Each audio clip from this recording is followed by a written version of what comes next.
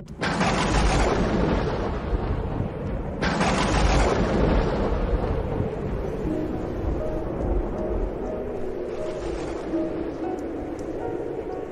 Seigneur soit avec vous. Et avec votre esprit. Évangile de Jésus-Christ selon saint Marc. Gloire à toi, Seigneur. En ce temps-là, un scribe s'avança pour demander à Jésus quel est le premier de tous les commandements. Jésus lui fit cette réponse. Voici le premier. Écoute Israël. Le Seigneur notre Dieu est l'unique Seigneur. Tu aimeras le Seigneur ton Dieu de tout ton cœur, de toute ton âme, et de tout ton esprit, et de toute ta force. Et voici le second, tu aimeras ton prochain comme toi-même. Il n'y a pas de commandement plus grand que cela. Le scribe reprit, fort bien, maître, tu as dit vrai. Dieu est l'unique et il n'y en a pas d'autre que lui. L'aimer de tout son cœur, de toute son intelligence, de toute sa force, et aimer son prochain comme soi-même vaut mieux que toute offrande d'holocauste et de sacrifice. Jésus, voyant qu'il avait fait une remarque judicieuse, lui dit, « Tu n'es pas loin du royaume des cieux. » Et personne n'osait plus l'interroger. Acclamons la parole de Dieu. Louange à toi, Seigneur Jésus. Il y a des concepts, il y a des mots qui sont considérés aujourd'hui comme des provocations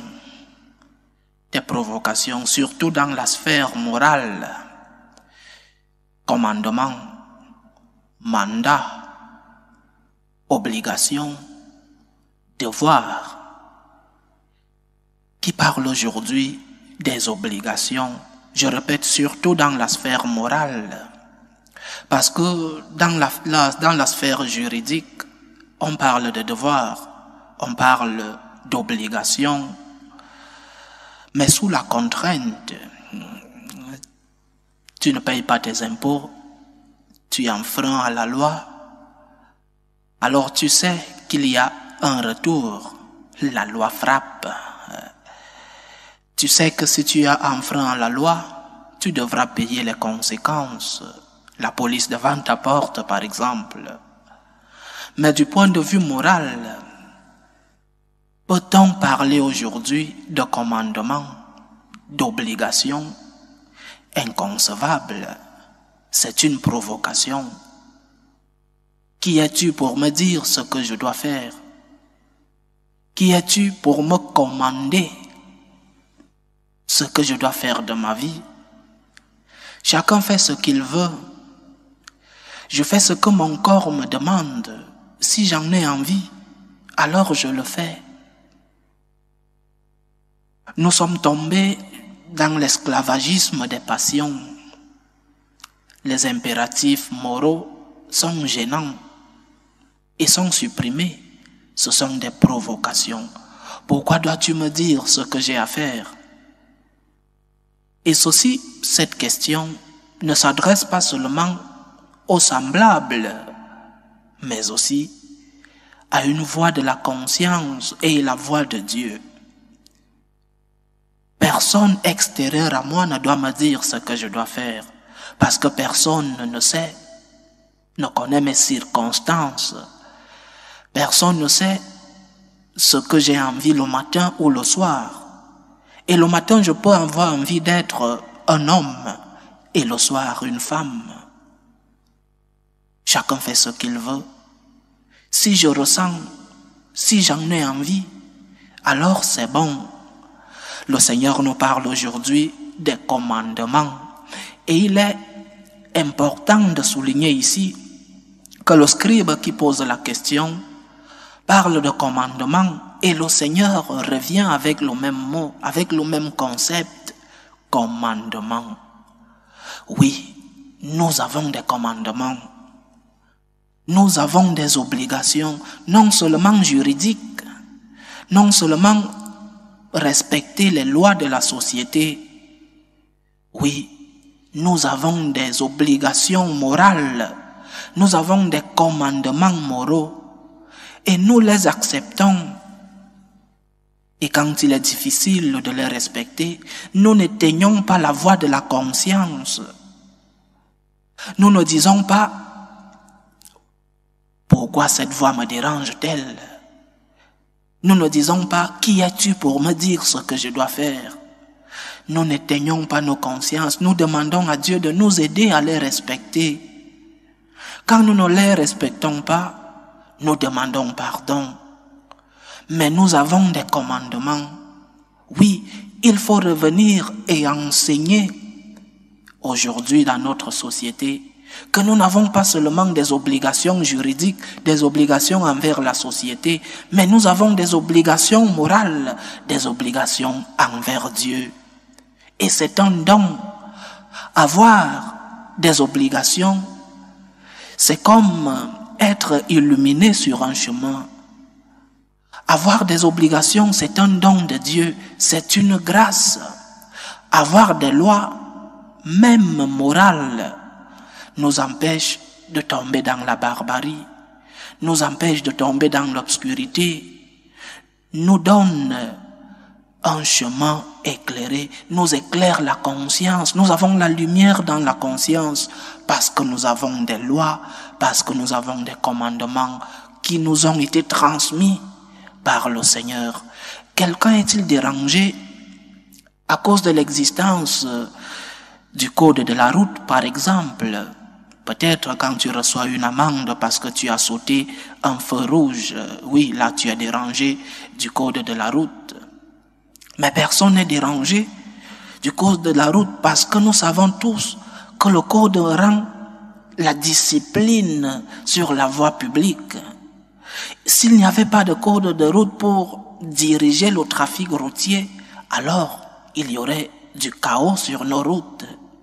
Et si nous comprenons qu'il est important d'avoir un code de la route, pourquoi ne comprenons-nous pas qu'il est important d'avoir des normes morales? Pourquoi ne comprenons-nous pas également qu'il est nécessaire que nous soyons guidés par des commandements qui nous viennent de l'extérieur, qui nous viennent de Dieu? Pourquoi nous ne comprenons pas, alors que nous comprenons des choses aussi faciles que le code de la route? Tu arrives à un feu rouge, c'est stop. Et tout le monde sait que c'est un stop. Et pourquoi ne comprenons-nous pas qu'il y a des lois qui nous viennent de Dieu, qu'il y a des lois qui doivent guider, illuminer nos vies? Je fais ce que je veux, mais nous ne faisons pas ce que nous voulons sur le code de la route. Quand nous prenons notre voiture, nous regardons de gauche à droite si personne ne vient pour passer. Nous n'arrivons pas à un feu rouge et dire « je fais ce que je veux, alors je passe ». Peut-être parce que nous sommes sous la contrainte de la loi. Dans ce monde sécularisé, nous devons brandir le drapeau des lois morales. Oui, nous avons des obligations morales. Il y a des commandements, et ces commandements peuvent être résumés en un seul. Le Seigneur parle d'un seul mais divisé en deux. Un commandement en deux branches. Le commandement de l'amour. Aime. Aime Dieu et aime le prochain. Aime ton prochain par amour à Dieu. Parce qu'il y a des moments où c'est difficile d'aimer le prochain. Il y a des moments où c'est difficile de pardonner. Il y a des moments où le prochain n'est pas si aimable que ça. Mais aime Dieu. Et pour Dieu, aime le prochain. Pour toi, Seigneur, je vais aimer mon prochain. Je vais aimer même mon ennemi pour toi. Pas parce que l'ennemi mérite d'être aimé. Pas parce que le prochain mérite d'être aimé, je répète. Parfois, nous nous rencontrons avec des prochains qui ne sont pas si aimables que ça. Mais aime ton prochain par amour à Dieu. Pour toi, Seigneur. Pour toi, Jésus, je vais aimer celui-là qui m'a fait du mal. Pour toi, je vais pardonner. Pour toi, je vais prier pour mon ennemi, pour celui-là qui m'a offensé. Pour toi, Seigneur, je vais aimer. Aime Dieu. Lui, il mérite ton amour. Il mérite d'être aimé. Et même, il a le droit d'être aimé. Il t'a créé. Il a donné sa vie pour toi. Aime-le. Et par amour pour Dieu, aime ton prochain. Et si tu n'arrives pas, demande pardon. Demande de l'aide et recommence. Mais ne te trompe pas en te disant « ceci n'est pas mauvais » ou alors « il n'y a pas de loi » ou alors « je vais éteindre cette voix de la conscience qui me vient de Dieu, il faut l'éteindre parce que ces commandements sont si difficiles à respecter. » Non, chers frères et sœurs, quand nous n'arrivons pas à respecter les commandements de Dieu, demandons-lui pardon. Demandons-lui la force de pouvoir respecter, de pouvoir accomplir les commandements qu'il nous a transmis et recommençons chaque jour. Donne-toi une nouvelle opportunité pour aimer chaque jour. Le Seigneur a versé son sang pour toi. Il est mort pour toi. Il est ressuscité pour toi. Il a le droit d'être aimé. Par amour pour lui, aime ton prochain. Aime par gratitude, par reconnaissance pour ce que le Seigneur a fait pour toi, tends la main à ton prochain. Et ainsi, en plus de sauver ton âme, tu aideras dans cette société qui a supprimé le concept de commandement.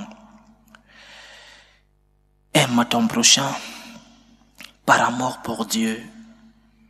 Écoute, Israël, le Seigneur notre Dieu est l'unique Seigneur. Le premier commandement, c'est l'amour de Dieu. Aime Dieu et par amour pour Dieu, aime ton prochain. Loué soit Jésus-Christ. À jamais.